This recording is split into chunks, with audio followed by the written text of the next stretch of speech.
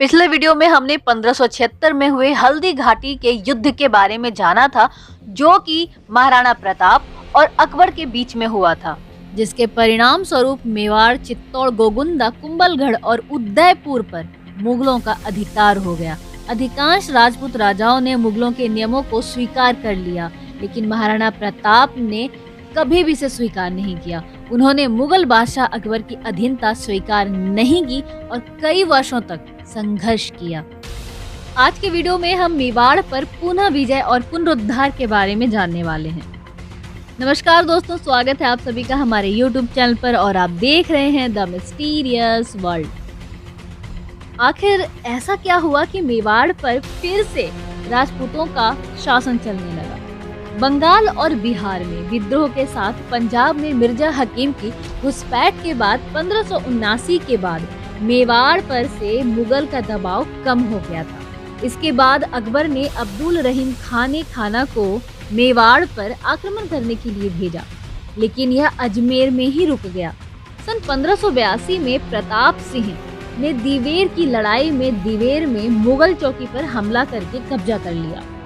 इससे मेवाड़ में सभी 36 मुगल सैन्य चौकियों का स्वतः परिसमापन हो गया। इसके बाद अकबर ने साल 1584 में जगन्नाथ कछवाहा को मेवाड़ पर आक्रमण करने के लिए भेजा। इस बार भी मेवाड़ की सेना में मुगलों को हराकर उन्हें पीछे हटने पर मजबूर कर दिया। 1585 में अकबर लाहौर चला गया और अगले 12 वर्षों तक उत्तर पश्चिम की स्थिति को देखता रहा। इस अवधि के दौरान मेवाड़ में कोई बड़ा मुगल अभियान नहीं भेजा गया था। स्थिति का लाभ उठाते हुए प्रताप ने वहां मुगल सेना को हराकर अधिकांश मेवाड़, चित्तौड़गढ़ और मांडलगढ़ क्षेत्रों पर कब्जा कर लिया। इस अवधि के दौरान उन्होंने आधुनिक डूंगरपुर के निकट चावड़ नामक एक नई राजधानी का निर्माण किया। महाराणा प्रताप ने 56 क्षेत्र में शरण ली और मुगल गढ़ों पर आक्रमण करना शुरू कर दिया।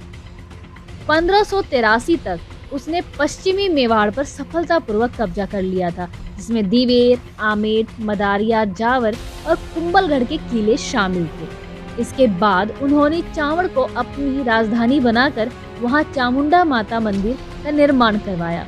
महाराणा थोड़े समय के लिए शांति से रहने में सक्षम थे और मेवाड़ में व्यवस्था स्थापित करने लगे।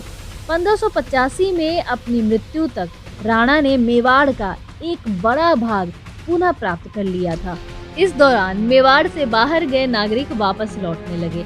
अच्छा मानसून था, जिससे मेवाड़ की कृषि को पुनर्जीवित करने की मदद मिली। अर्थव्यवस्था भी बेहतर होने लगी थी और क्षेत्र में व्यापार बढ़ने लगा। राणा चित्तौड़ के पश्चिम के प्रदेशों पर कब्जा करने में सक्षम थे, लेकिन महाराणा प्रताप चित्तौड़ पर कब्जा करने के लिए अपने सपने को पूरा न कर सके। इसके बाद दिवेर युद्ध के दौरान अकबर ने महाराणा प्रताप से लड़ने का फैसला कर लिया। अकबर के चाचा सुल्तान खान थे, जिन्होंने इस युद्ध में मुगल सेना का नेतृत्व किया था। वह विजयादशमी का दिन था और महाराणा ने नव संगठित सेना को 2 भागों में विभाजित कर युद्ध घोष छेड़ दिया था। इनमें से एक टुकड़ी की कमान स्वयं महाराणा प्रताप के पास में थी और दूसरी टुकड़ी का नेतृत्व उनके पुत्र अमर सिंह कर रहे थे। मुगल सेना में 2 लाख सैनिक थे, जबकि राजपूत केवल 22,000 थे। महाराज कुमार अमर सिंह के नेतृत्व में महाराणा प्रताप की सेना ने दिवेर की शाही थाने को आक्रमण कर दिया। यह युद्ध इतना भयंकर था कि प्रताप के पुत्र अमर सिंह ने मुगल सेनापति सुल्तान खान के सिर पर भाले से हमला किया कि भाले से उसके शरीर और घोड़े दोनों को चीरकर उसके 2 टुकड़े कर दिए। दूसरी ओर महाराणा प्रताप ने भी तलवार से इसी तरह बहलोल खान और घोड़े के 2 टुकड़े कर दिए। एक राजपूत सरदार ने अपनी तलवार से हाथी का पिछला पांव काट दिया। इस युद्ध में विजय श्री महाराणा के हाथ लगी। स्थानीय इतिहासकारों का कहना है कि इस युद्ध के बाद एक कहावत चली थी कि मेवाड़ के योद्धाओं ने घोड़े सहित सवार को एक ही वार में काट डाला। इस युद्ध में महाराणा ने गुरिल्ला युद्ध की रणनीति अपनाई। 1582 में दिवेर की लड़ाई में महाराणा प्रताप की सेना ने मुगलों को हराया और चित्तौड़ छोड़कर भगा दिया और मेवाड़ की अधिकांश भूमि पर फिर से कब्जा कर लिया। महाराणा प्रताप पहले भारतीय राजा थे, जिन्होंने बहुत ही सुनियोजित तरीके से गुरिल्ला रणनीति का इस्तेमाल किया और परिणाम स्वरूप मुगलों को घुटने टेकने पर मजबूर कर दिया। अकबर के सामने महाराणा पूरे विश्वास के साथ खड़े थे। एक समय था जब लगभग पूरा राजस्थान मुगल बादशाह अकबर के कब्जे में था, लेकिन महाराणा ने अपने मेवाड़ को बचाने के लिए अकबर से 12 साल तक युद्ध किया। अकबर ने उन्हें हराने के लिए हर हथकंडा अपनाया, लेकिन महाराणा प्रताप अंत तक अपराजित रहे। 1582 के दिवेर युद्ध को इतिहास का एक महत्वपूर्ण युद्ध माना जाता है, क्योंकि इस युद्ध में राणा प्रताप के खोए हुए राज्यों को फिर से हासिल कर लिया गया था। इसके बाद राणा प्रताप और मुगलों के बीच एक लंबा संघर्ष हुआ, जिसका कारण ब्रिटिश ईस्ट इंडिया अधिकारी और कर्नल जेम्स टॉड ने इस युद्ध को मेवाड़ का मैराथन कहा।